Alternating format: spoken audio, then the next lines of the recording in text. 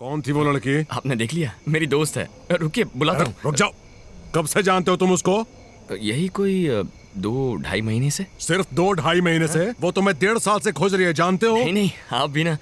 एक रिसर्च के लिए उसे बंदर की जरूरत थी, तभी मुलाकात हुई थी। उसे बंदर की कोई जरूरत नहीं है, तुम्हारी जरूरत है।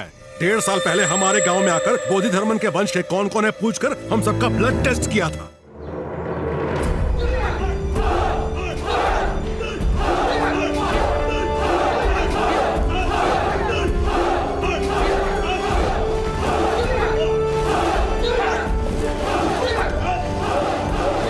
आज भी चाइना में बहुत सी जगहों पर बोधि धर्मन के बनाए हुए मंदिरों में उनकी पूजा की जाती है।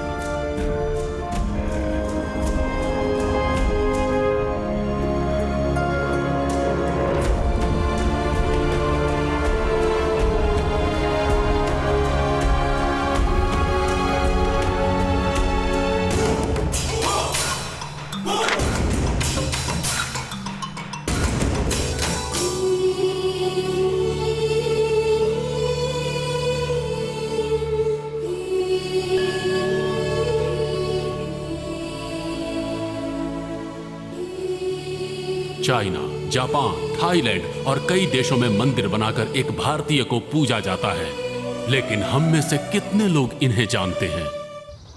मैंने तो नहीं सुना। बोधि धर्मन? ये नाम भी नहीं सुना।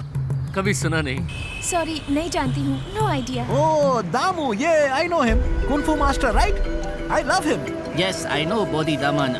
He's son of king in South India. नहीं पता। I know Damu master. He come from India.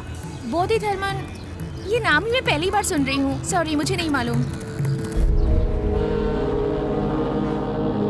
हमारे देश से गई हुई और भूली हुई इस कला को कोई हमारे ही विरुद्ध इस्तेमाल करेगा तो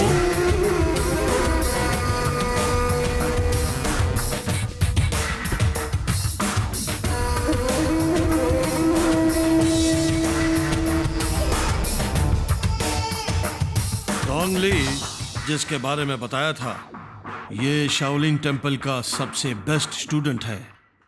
मिस्टर डोंगली, ये हमारे देश के चीफ साइंटिस्ट हैं।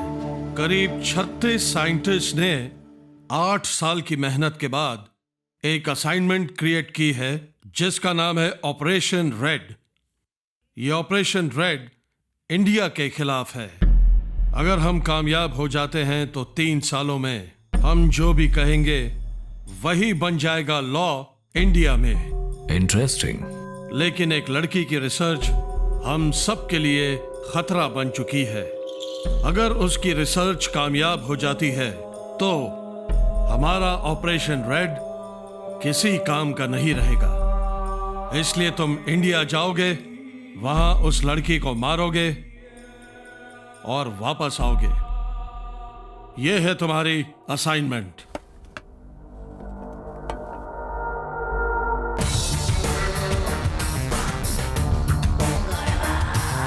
सर, सिर्फ एक आदमी को भेजना ठीक नहीं है, पूरी टीम भेजेंगे। अगर ये पकड़ा गया तो हमारे देश में प्रॉब्लम हो सकती है। इसे कोई नहीं पकड़ सकता। इतना ओवर कॉन्फिडेंट होना ठीक नहीं।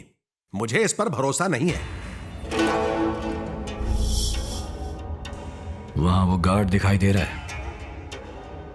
जनरल, क्या वो एक काबिल सोल्जर है? जी। क्या वो अपने देश के लिए जान दे सकता है? बिल्कुल।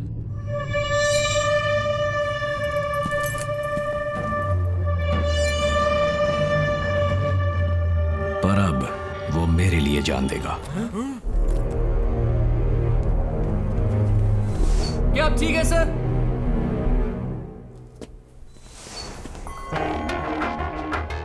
तो क्या तुम देश के लिए जान देना चाहते हो या मेरे लिए?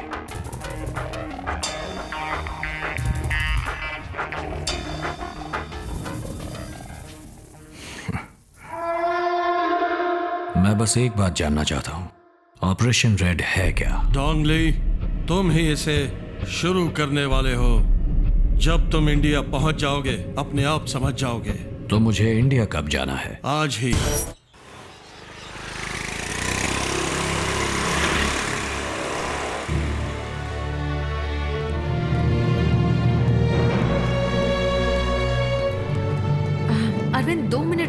अंदर जाकर आती हूँ। हाँ ठीक है।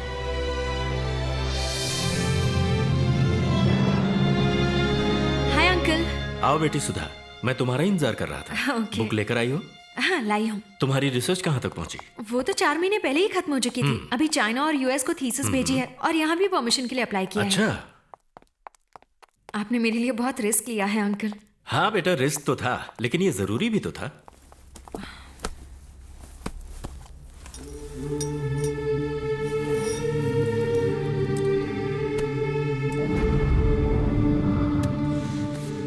बुक आ गई, इतना काफी है, इसलिए अब कोई टेंशन मत लेना। ओके।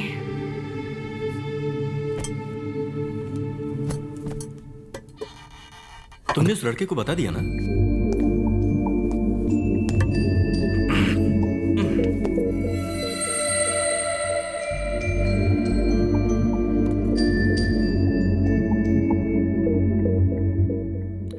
हाय।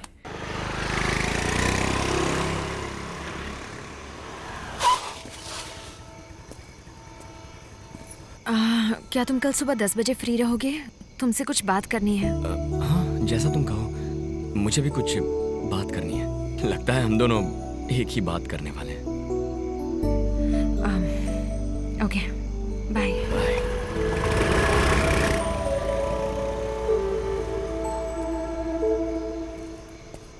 अरे चाचा। कौन थी वो लड़की? आपने देख लिया? मेरी दोस्त है। रुकिए बुलाता हूँ। रुक जाओ। कब से जानते हो तुम उसको?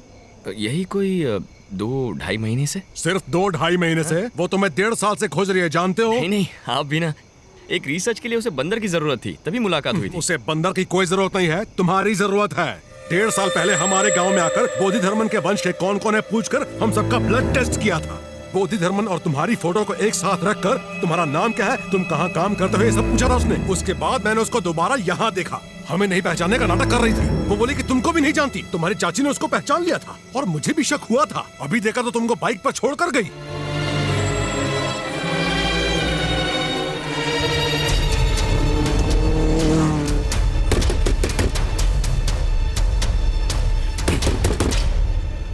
अरविंद क्या हुआ तुम्हें? अभी तो ड्रॉप करके आई थी। कौन हो तुम? 1.5 साल से मुझे फॉलो क्यों कर रही हो? बताओ। अरविंद आखिर तुम मुझसे चाहती क्या हो? हाँ?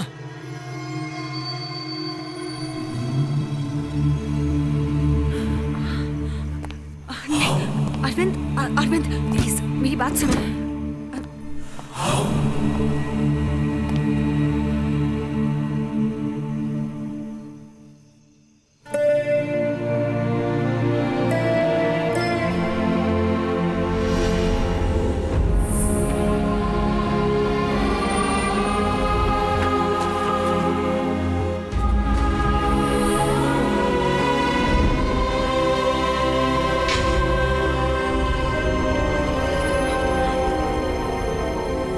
तो सब कुछ प्लान था। प्लान बनाकर मुझे धोखा दिया। अरविंद मैं इसी बारे में तुमसे कल बात करने वाली थी। मैं एक रिसर्च कर रही हूँ। पागल था मैं तुम पर विश्वास किया। ये तेरे पीछे क्यों पड़ी है सबने पूछा मुझसे, लेकिन मेरे भेजे में बात घुसी ही नहीं। झूठ झूठ बस झूठ बोलती रही। मेरे जीते जी मेरा पोस्टमार्टम कर दिया। मैं तुम्हें सब कुछ पहले ही बताने वाली थी। क्या बताने वाली थी? ये चूहा, ये खरगोश, इन पर भी रिसर्च करती हो? देखो मैं तुम्हें सब कुछ समझाना चाहती थी, लेकिन तुम तो ये सोचने लगी कि मैं तुमसे प्यार करती हूँ। अगर मैं तुमसे कह देती कि मैं तुमसे प्यार नहीं करती तो तुम रिसर्च के लिए कभी राजी नहीं होते। इसी डर से मैंने तुम्हें अब तक कुछ नहीं बताया। सिर्फ थोड़ा सा हंस खेल लेने से प्यार नहीं हो जाता अरविंद। बकवास बंद करो। तुम मुझे ढूंढते हुए आई थी। अपना काम निकालने के लिए कुछ भी कर देती, किसी भी हद तक गिर जाती। बस करो अरविंद, तुम किसी और मतलब से ये बात बोल रहे हो। हाँ मैं उसी मतलब से बोल रहा हूँ। लड़कियों से ना मिलना ये तुम्हारी गलती है, क्योंकि तुम्हारी परवरिश हाथी ऊंट जैसे जानवरों के बीच ही हुई है। उस पे एक लड़की ने हंसकर बात कर ली तो प्यार हो गया। हाँ सुधा, प्यार हो गया मुझे। माना कि मैं जानवरों के बीच रहा, पर उन्होंने कभी झूठ नहीं कहा, प्यार का नाटक नहीं किया जैसा तुमने किया। पता है तुम्हें, उन जानवरों से प्यार करना गलत नहीं था, पर तुमसे प्यार करके गलती कर दी। है ना? सही कहा। प्यार के अलावा तुम्हें पता भी क्या है? भाड़ में जाओ तुम और तुम्हारा प्यार।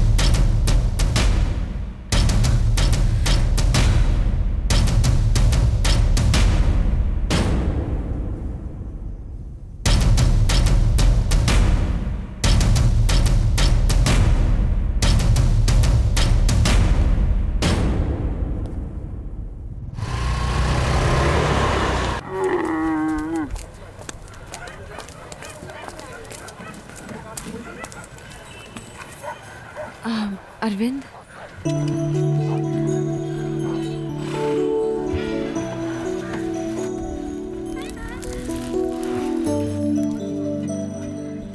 मेरा पीछा नहीं छोड़ोगी? नहीं छोड़ सकती। सुनिए, ये बहुत उदास है। जब से आपके घर से आया इसे किसी चीज की होश ही नहीं है। 1 घंटे के लिए मेरे साथ चल सकते हो? हाँ, ऐसे ही प्यार में फंसाकर छोड़ दिया बेचारे को। हमारे अरविंद में क्या कमी है? बस अब चुप हो जाओ। प्लीज सिर्फ 1 घंटे के लिए चलो मेरे साथ। ए अरविंद, तुझे जाना चाहिए। आप गाड़ी के पास जाइए, मैं इसे भेजता हूँ।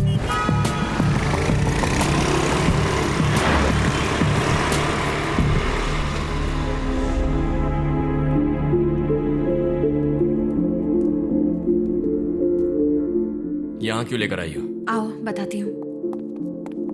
यहाँ रखी हुई हर चीज के पीछे एक कहानी है। हम लोग इस देश के सच्चे नागरिक नहीं हैं। हजारों साल पहले इस देश को वीरता और सभ्यता जिन्होंने सिखाई थी, वही सच्चे नागरिक हैं।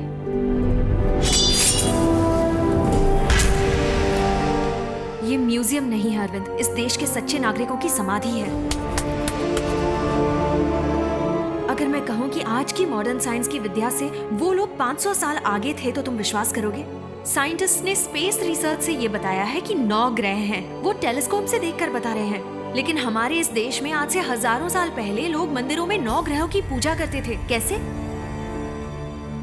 धरती का रेडियस 1500 साल पहले आर्यभट्ट ने कैसे बताया था? आज अगर बोलते हैं बारिश होगी तो धूप निकलती है, अगर कहते हैं धूप निकलेगी तो बारिश होती है। यही है मॉडर्न साइंस। लेकिन 20 साल बाद आने वाले अमावस्या और पूर्णिमा के बारे में हम घर बैठे बैठे आज ही बता देते हैं।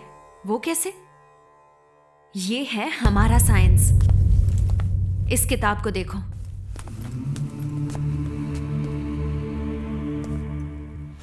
इस किताब का और मेरा कोई संबंध नहीं है, लेकिन तुम्हारा इस किताब के साथ संबंध है। पता है ये किताब किसने लिखी है? ग्रेट मास्टर बोधि धर्मन।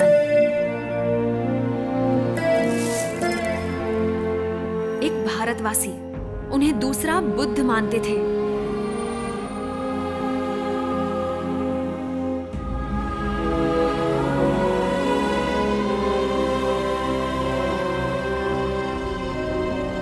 इस किताब में क्या है ये जानने से पहले तुम्हें कुछ और दिखाना है।